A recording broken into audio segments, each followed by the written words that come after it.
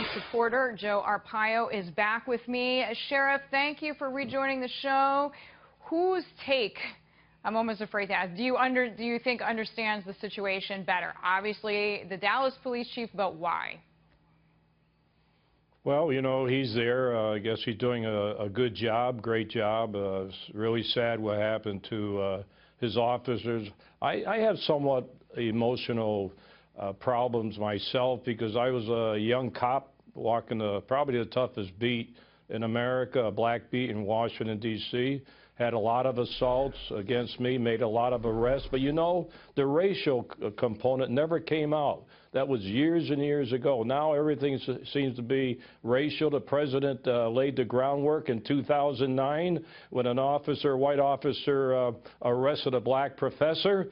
And even at that time, way back then, he said that more Hispanics and blacks are being arrested than others. And then he had to do a little summit drinking beer with those two people at the White House. But I think that set the tone about our president. He's, by the way, in Dallas, why is it maybe a hate crime? I call it a racial type crime. Why don't they send the DOJ civil rights down there right away, like they do on other situations, and do a big investigation on the racial component of this situation? I've had two of my officers, two deputy sheriffs.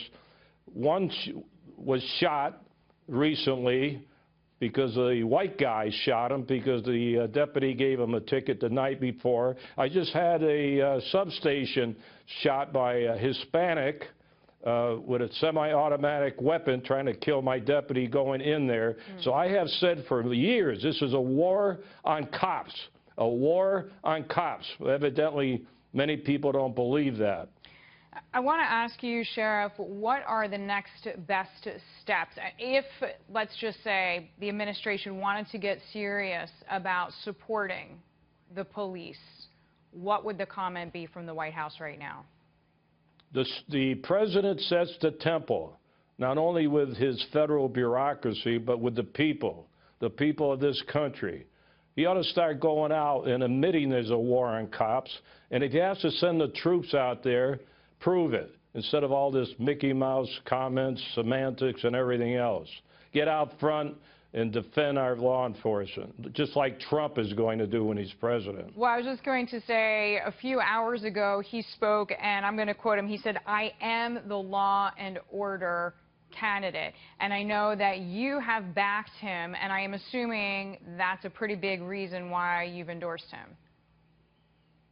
Yeah, that's one reason. The other reason, he's got guts to speak out, and I've known, he's told me many times that he's going to defend our police and veterans. I take him at the word. Believe me, it'll be a different game when he becomes president.